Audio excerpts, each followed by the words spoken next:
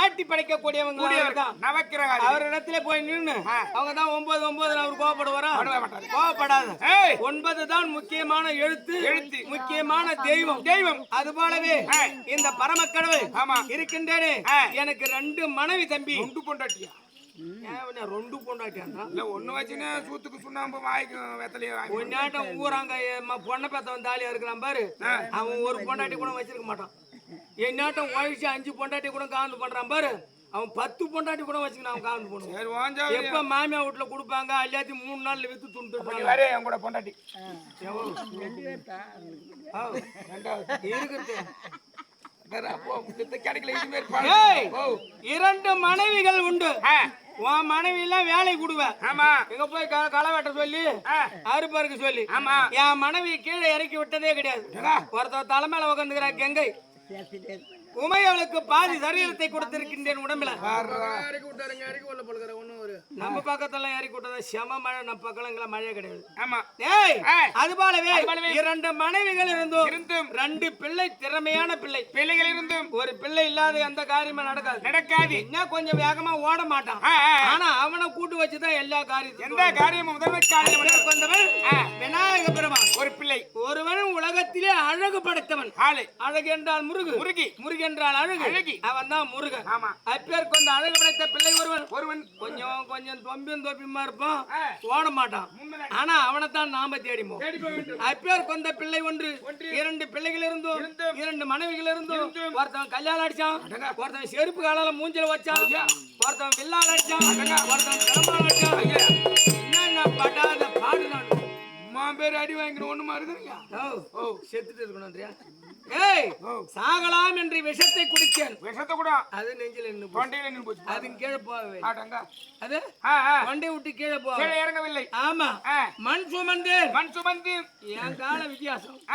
மண் சுமந்து அதெல்லாம் பின்னாடி சொல்றேன்.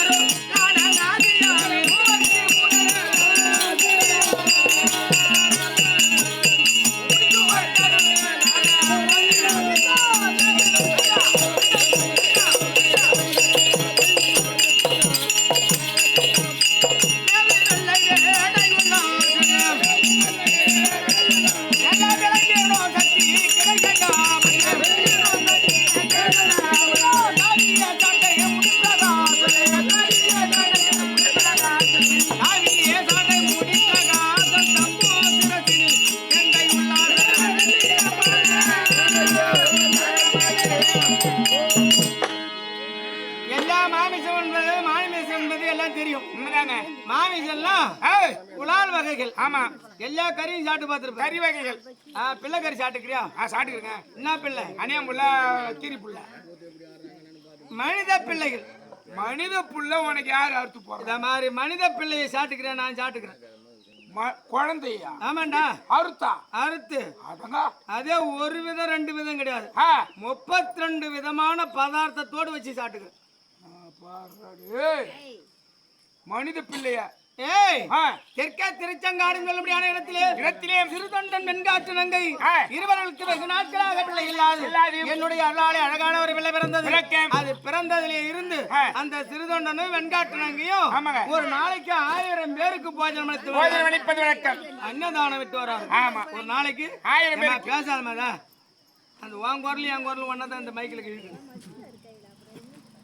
ஒரு நாளைக்கு 1000 பேருக்கு போஜனம் அளித்து வருகிறது. ஒரு நாள் என்னும் சமயத்திலே இவர்களை சோதிக்க வேண்டும் என்று அங்கே ஒற்றை கோமணத்தோடு நான் சங்கமராக சென்று ஆத்தி மரத்தின் கீழே அமர்ந்திருந்த வெண்காற்று நங்கை பார்த்தது.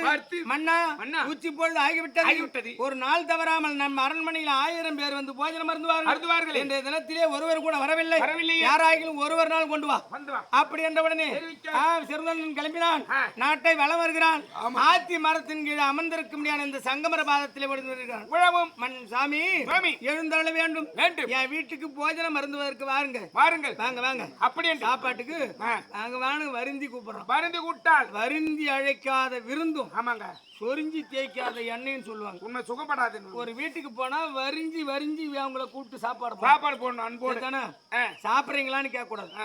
சாப்பிடுங்க சாப்பிடுங்க சாப்பிடுறீங்களான்றது வேற சாப்பிடுங்க சாப்பிடுங்க வாங்க ரெண்டும் ஒரே வாக்கியம் தான். உண்மைதான் பசுமாடுன்னா என்ன மாடுன்னா என்ன பசுமாடுன்னா ரெண்டும் ஒண்ணுதான் மாடு பசுனாலும் மாடுனாலும் ஒண்ணுதான் ஒண்ணுதாங்க அது சொல்லக்கூடிய வாகனம் வார்த்தையில இருக்கு இந்த வார்த்தை உச்சரிப்பு இருக்குதா உண்மைதாங்க தங்கமான பையன் ஆ. எது சொன்னாலும் அப்படியே பசு மாதிரி அப்படி போய்கிட்டே இருப்பாயா ஆஹா. ஏய் மாடாடா நீ ஏன் மாடு மாதிரி பேசுற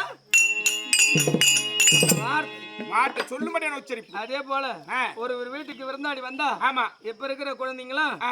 நல்லா படிச்சுட்டு தான் இருக்குது நல்லா பெரிய படிப்பு தான் படிக்குது ஆமா படிச்சு வந்து குழந்தை வந்தாலும் அவங்க அப்பா அம்மா அப்பதான் ஊர்ல இருந்து வருவாங்க வந்த போதிலும் எப்போ வந்தா எம்மா நீ எப்போ வந்த வாங்கன்னு கூப்பிடுறது எதுவும் கிடையாது அந்த படிப்பு வாசனை கிடையாது உண்மைதாங்க படிப்பு வாசனை வாங்கன்றதுக்கும் ஆமா எப்போ வந்ததுக்கு என்ன அர்த்தம்னா எப்போ வந்தன்னு கேட்டா இங்க ஏன்டா வந்தன்னு அர்த்தம் வாங்கன கூட்டா அது அன்பான வார்த்தை சரிதானா உண்மைதாங்க அதே போல அன்பளவே குழந்தைங்களை எந்த குழந்தையாலும் கூட்டு பாரு அதுக்கு முன்னே இருந்த குழந்தை 40 வருஷத்துக்கு முன்னே இருந்த குழந்தைலாம் இருந்தவங்களா கூட்டா ஒரு பிள்ளைய கூட்டா ஏம்பா ஏம்பா ஏமானும் ஏமா இப்ப இருக்கிற குழந்தைலாம் என்னம்மா என்ன என்னப்பா இப்ப என்னப்பா நான் அதுல அர்த்தம் என்னன்னா கேளுங்க ஏன்டா என்ன கூப்பிடணும் அர்த்தம் என்னன்னா ஆமா அது எதிர்த்த வார்த்தை வார்த்தை சரிதானா ஆமா அது போலவே அன்பான வார்த்தை தமிழ் வாக்கியத்தை கிரந்தகத்துல நல்ல முறையா தனித்தனியா பிரிச்சு வச்சிருக்காங்க பிரித்து வைக்கிறாங்க அத ஆராய்ஞ்சு படிக்கணும் படிக்க வேண்டும் படிச்சா மட்டும் போதாது